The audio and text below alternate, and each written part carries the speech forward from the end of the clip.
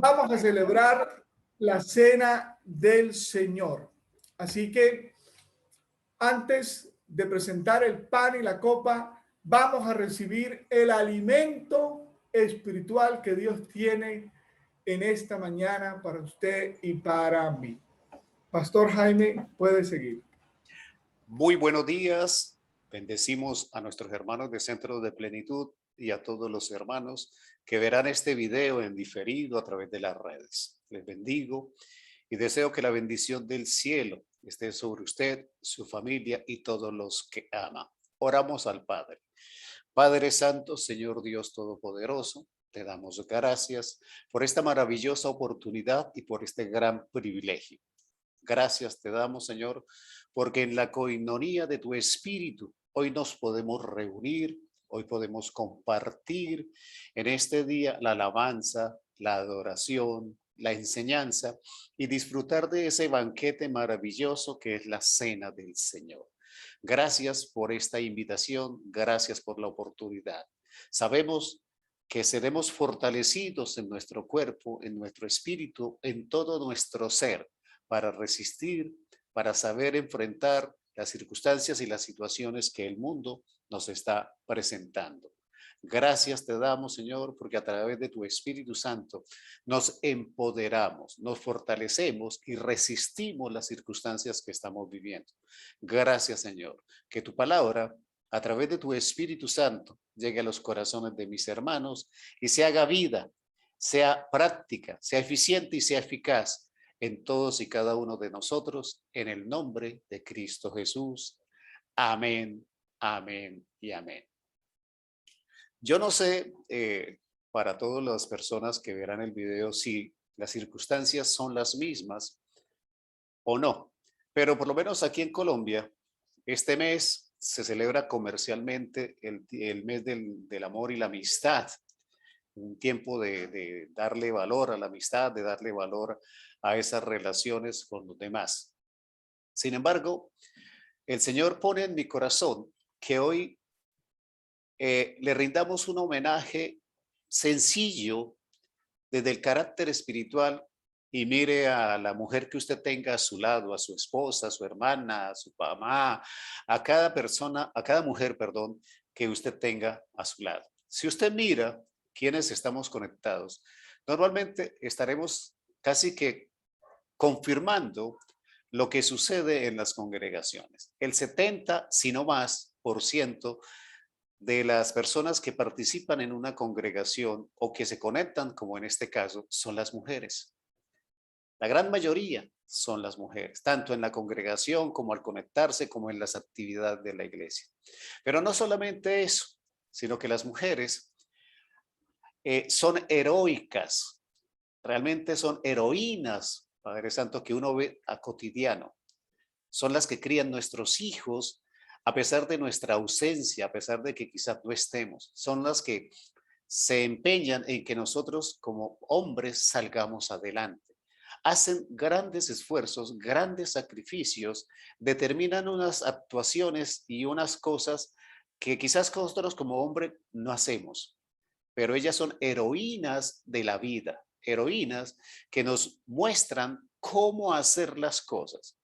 Y no hay excepción cuando se trata de las cosas de Dios. Cuando se trata de nuestra relación con Dios, nos enseñan, nos llevan a un análisis, porque nosotros somos tremendamente lógicos y entrar en los procesos de fe para nosotros quizás es un poquito más difícil. Pero ellas, desde su corazón, desde ese corazón que las enseña a ser madres, tienen una capacidad de admitir la fe como parte integral de su vida y nos dan ejemplo y nos enseñan, y a través de la Biblia tenemos muchos ejemplos. Hoy quiero participarle de 3 ejemplos y por eso quiero que entendamos que este ejemplo que estamos colocando hoy nos enseña algo muy importante, trascendental, y es lo siguiente. Y por eso hemos puesto como título de esta enseñanza: las situaciones no dictan tus acciones. Tenemos que entender que las situaciones son las circunstancias que nos rodean. El cómo decidimos no puede estar determinado por las circunstancias que nos rodean. Nosotros tenemos que decidir y tenemos que actuar de acuerdo a los principios que la Biblia y el Señor nos han enseñado. No podemos seguir respondiendo a las circunstancias de la vida y a las situaciones con ellas mismas. Me explico. Muchas veces decimos no podemos porque no tengo, porque no sé, porque no aprendí, porque no estoy preparado, porque no tengo la manera, si pudiera ayudaría. Y hablamos de las situaciones, pero realmente nosotros estamos permitiendo en nuestra vida natural que nosotros decidamos y actuemos de acuerdo a las situaciones. Y resulta que nosotros somos creyentes en Cristo Jesús y nosotros debemos estar por encima de las circunstancias. Es muy fácil, es muy cómodo decir yo dependo de Dios y no de las circunstancias. Y escucho a miles y miles de cristianos cuando hablan con uno y le dicen, no, es que yo dependo de Dios y no de las circunstancias, pero no los compromete a hacer algo. Dice, pastor, no puedo, cuando yo esté capacitado, cuando tenga tiempo, cuando yo sepa, cuando tenga el dinero, cuando... No, justamente de eso se trata. Las cosas de Dios y nuestra vida espiritual no puede estar dictada por las situaciones, por el entorno que estamos viviendo. Si nosotros somos cristianos, si nosotros somos creyentes, nuestras decisiones y nuestras acciones deben estar determinadas por lo que ordena Dios, deben estar determinadas por nuestra fe, deben estar determinadas por la confianza que decimos tener en el Señor, deben estar determinadas por el amor que decimos tenerle a Dios. Entonces, nuestras situaciones son el campo de batalla en el que nuestros principios y nuestra fe y las armas espirituales nos ayudan a luchar. Las situaciones, lo que usted está viendo a su alrededor, es un campo de batalla.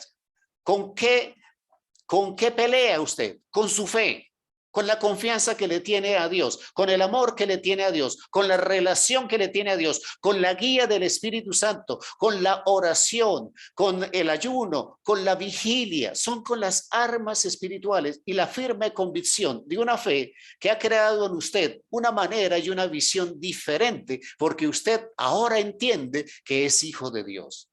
Entonces, por eso las situaciones no pueden determinar lo que usted hace. La falta de dinero no puede determinar lo que usted hace. Los problemas que tenga con su cónyuge no pueden determinar lo que usted hace.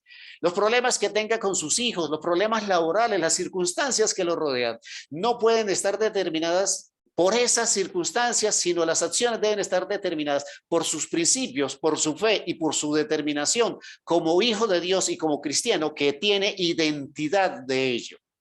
Por eso, quiero rendir homenaje a esas mujeres que detrás de nosotros sustentan los ministerios, son intercesoras, ayudan, oran, se sacrifican, nos ponen la mano en la espalda cuando queremos renunciar.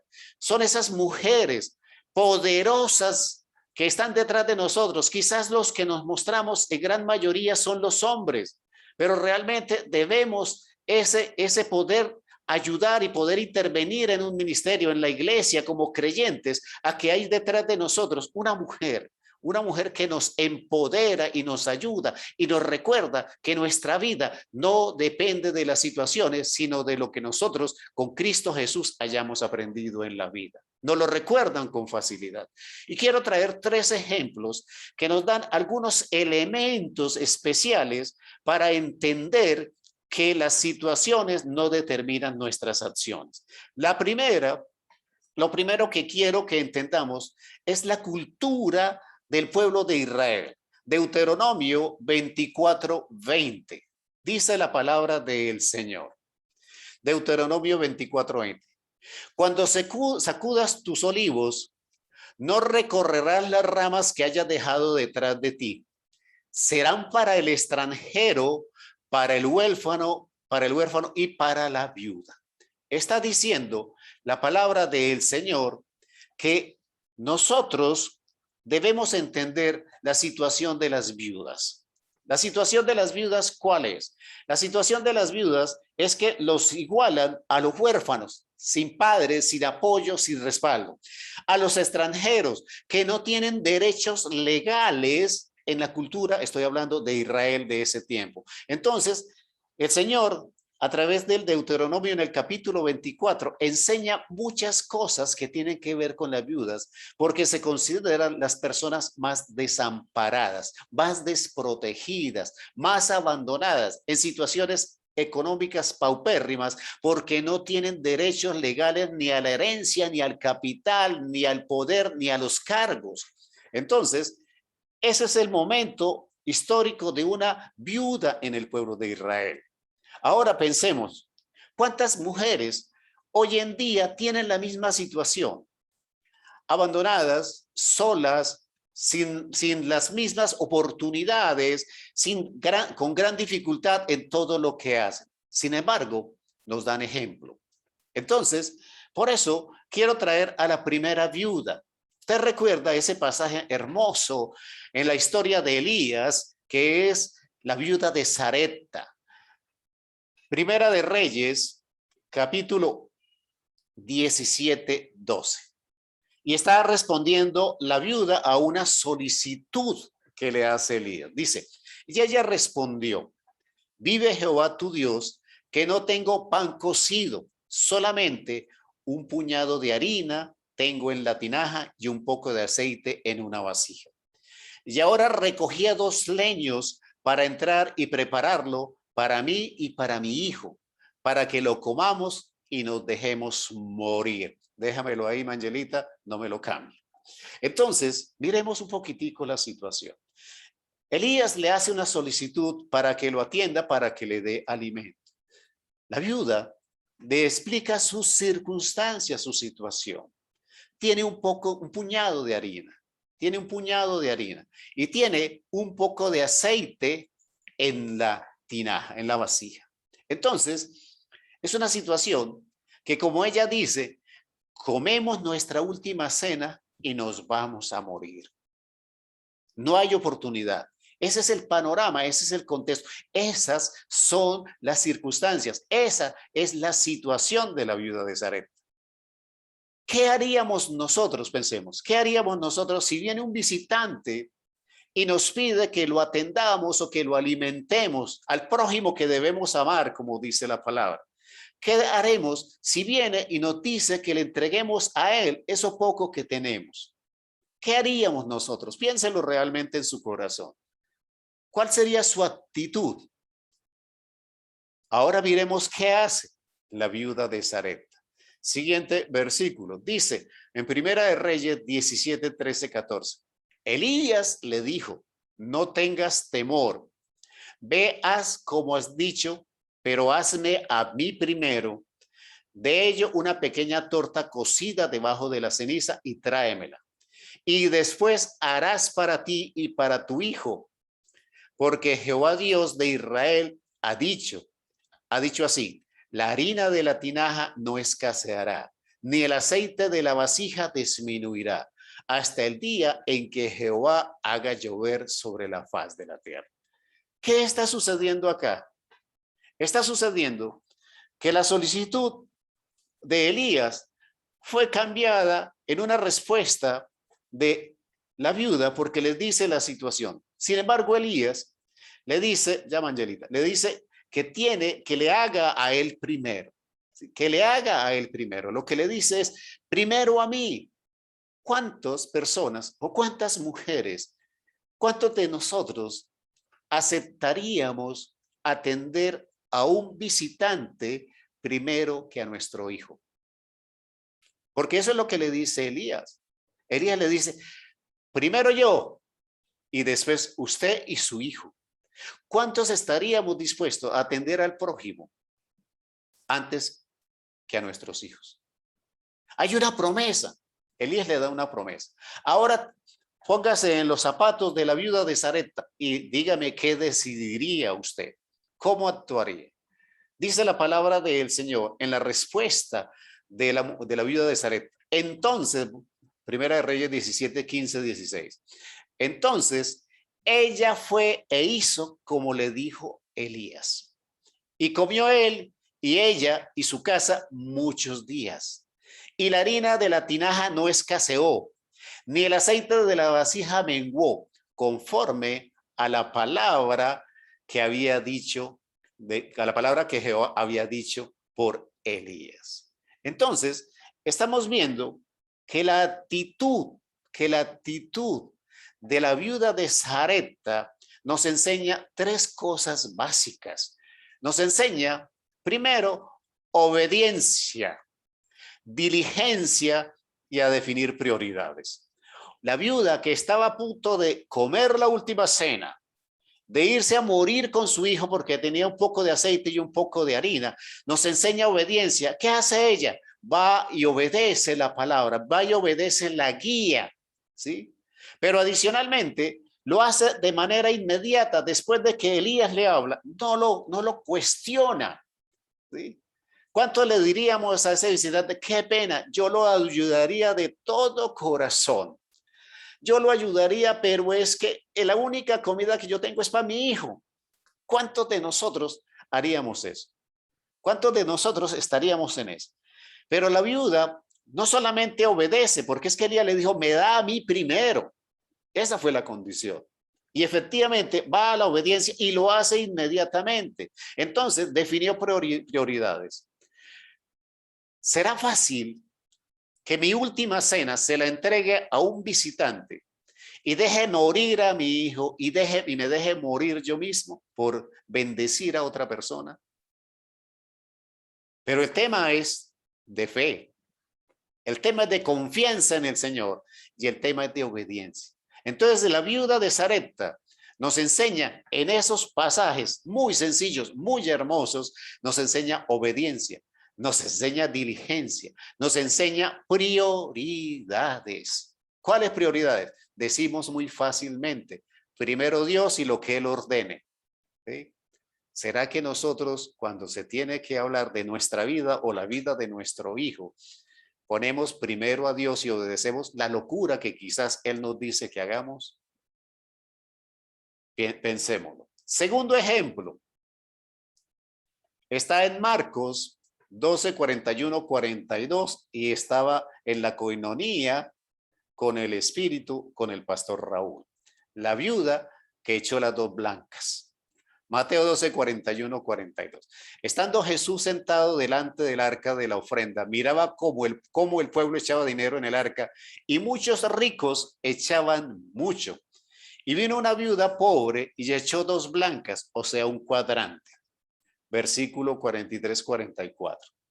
Entonces, llamando a sus discípulos, les dijo, de cierto os digo que esta viuda pobre echó más que todos los que han echado en el arca, porque todos han echado de lo que les sobra, pero esta de su pobreza echó todo lo que tenía, todo su sustento. Recordamos la viuda de Sarepta, iba a comer la última cena y a morirse con su hijo. Ahora miramos la viuda que ofrenda todo lo que tiene, puede que sea muy poquito, pero lo da todo. Y queda sin sustento, queda sin siquiera con qué comer, con qué vivir, con qué responder a las circunstancias de la vida. ¿Será que estas situaciones se nos pueden presentar en la vida? Posiblemente sí. Y quizás muchos las hayamos vivido.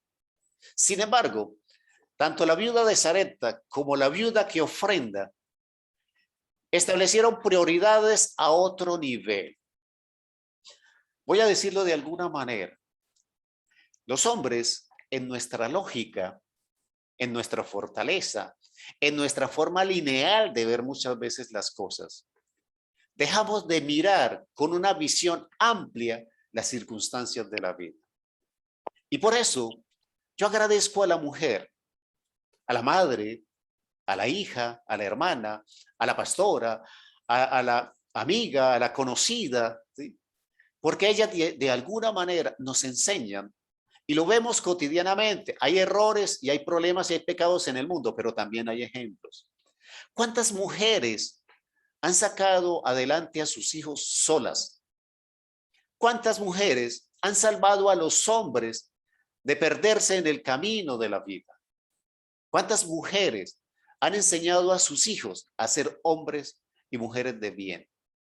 Entonces, estas dos mujeres, estas dos viudas, nos enseñan algo importante. La de Sarepta, la obediencia, la diligencia al establecer prioridades. ¿Qué nos enseña la viuda que ofrenda? Nos enseña fidelidad, fe y confianza en el Señor. Fidelidad, porque ella va a hacer el ejercicio de ofrendar. Ella siente el compromiso, ella siente la responsabilidad y entiende que para ella y para todas sus circunstancias la fidelidad con Dios es primero.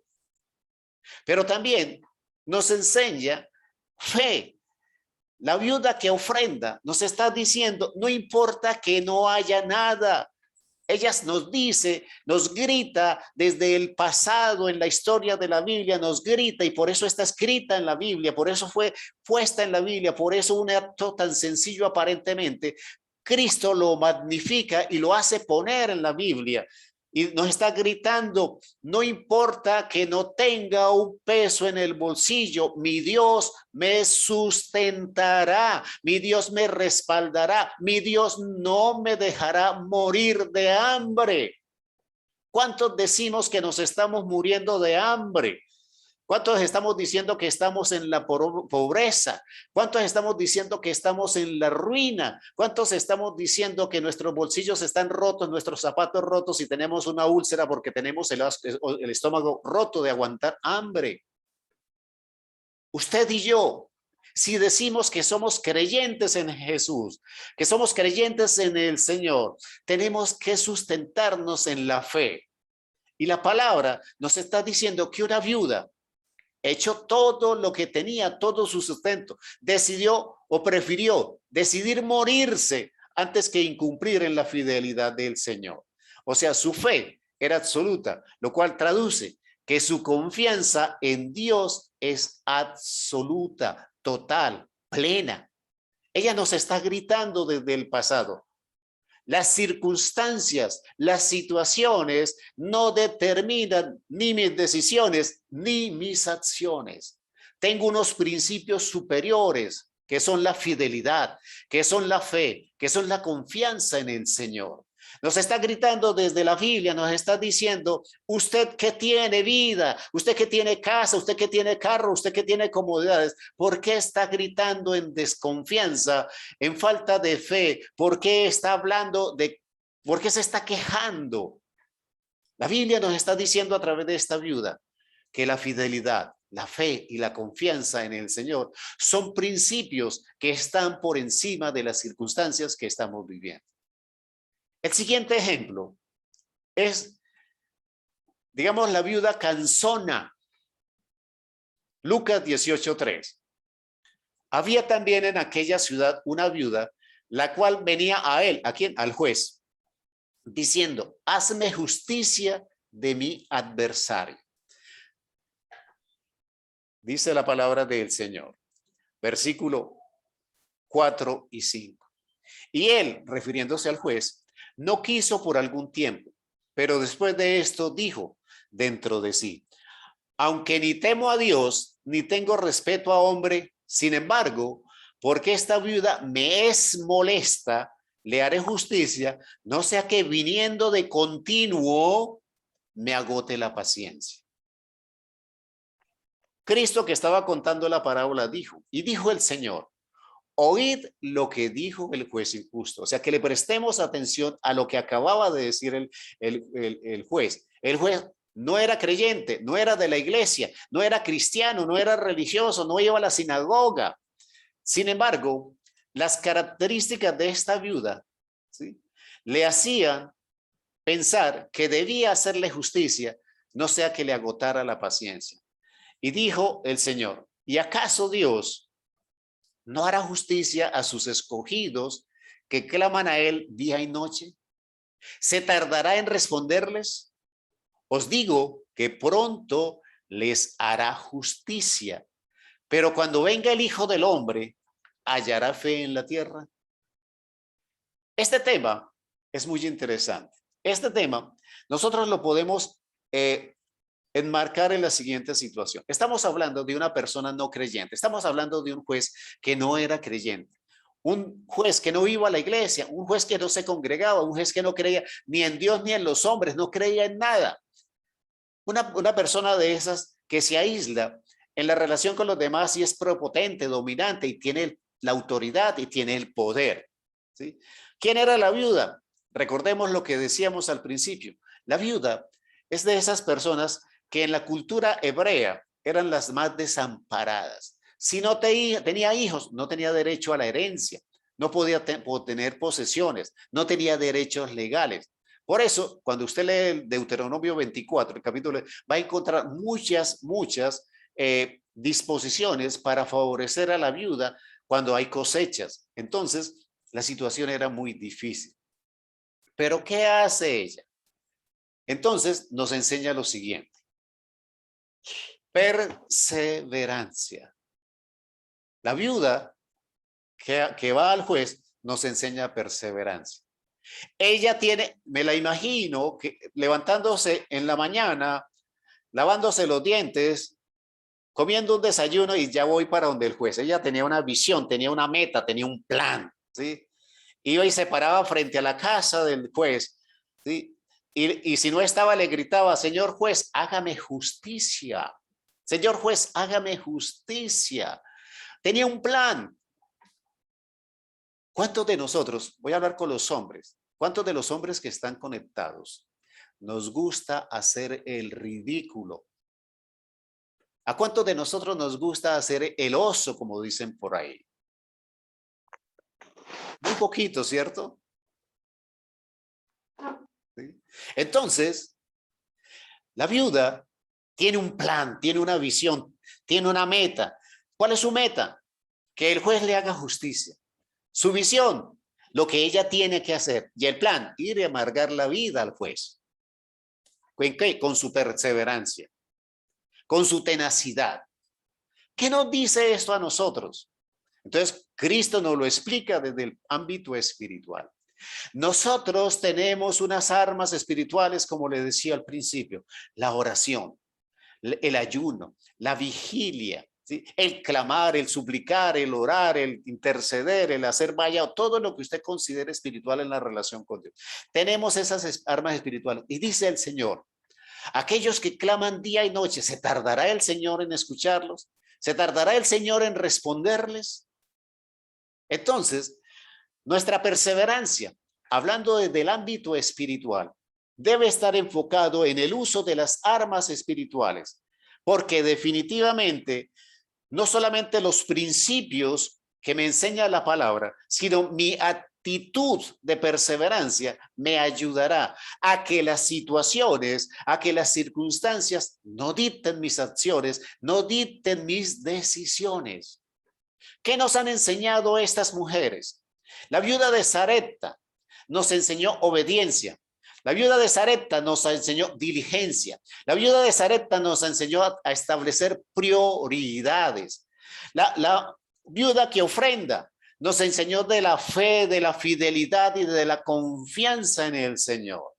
La mujer que va al juez nos enseña perseverancia, nos enseña visión, metas, planes y a tener perseverancia en el uso de las armas espirituales. 3 mujeres viudas, pensemos en esas viudas, ancianas posiblemente, con muy pocas fuerzas físicas, quizás con muy poca visión, quizás con un andar cansino por los años, débiles en su cuerpo, pero con una fortaleza espiritual envidiable, una fortaleza que les hacía decir y nos está diciendo a nosotros en este tiempo, nosotros no vivimos por las circunstancias, nosotros no vivimos por las situaciones, ellas no determinan mi actuar, ellas no determinan mi forma de decidir.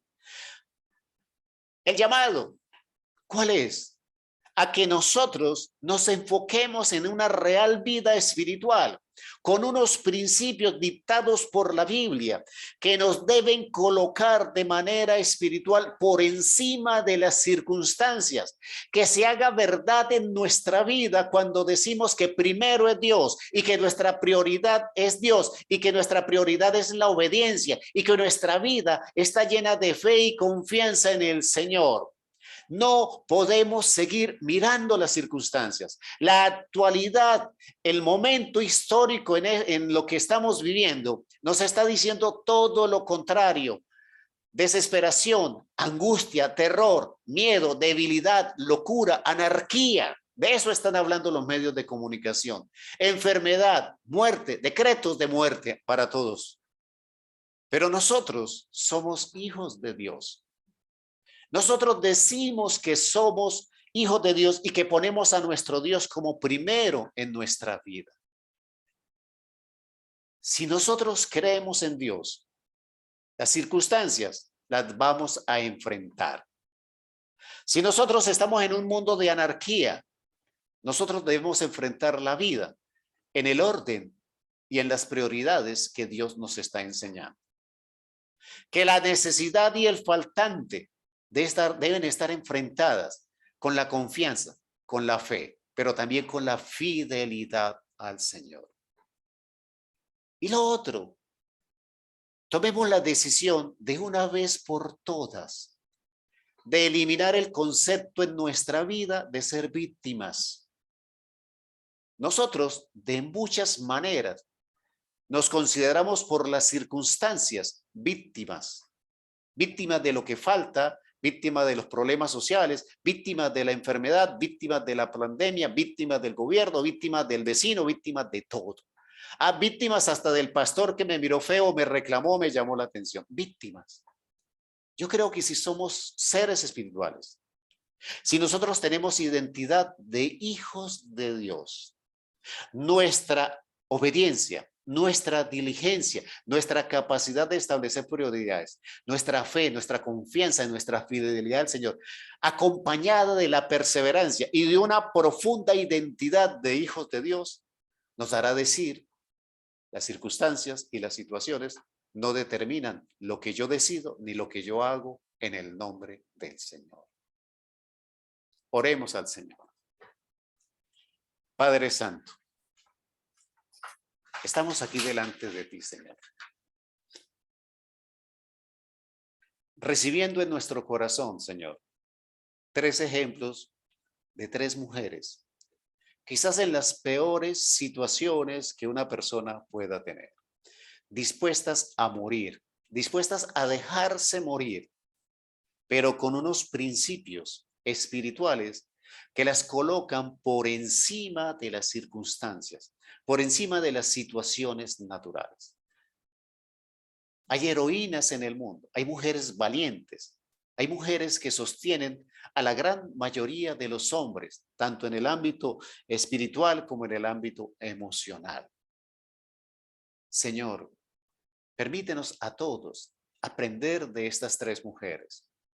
Permítenos aprender esos procesos de obediencia, esos procesos de diligencia, a definir prioridades y realmente colocarte a ti, Señor, como primero en nuestra vida.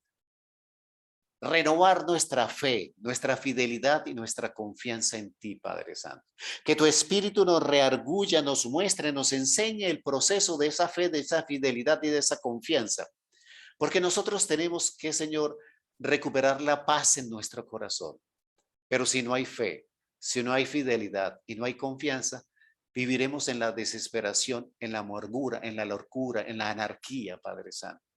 Permítenos, Señor, en nuestro carácter, donde se desarrollan los frutos del Espíritu Santo, Padre Santo, tener la perseverancia, la constancia, la fortaleza de decir, yo soy hijo de Dios y mi fe y mi confianza plena está puesta en el Señor. Y obedezco lo que el Señor me diga, así a mis ojos sea una locura. Pero yo creo firmemente en lo que el Señor me dice, en lo que el Señor me enseña. Y entonces podré decir, quizás como lo dijeron de manera en hechos estas viudas, las circunstancias, las situaciones no determinan, no dictan mis acciones, no dictan mis decisiones en Cristo Jesús. Amén, amén y amén.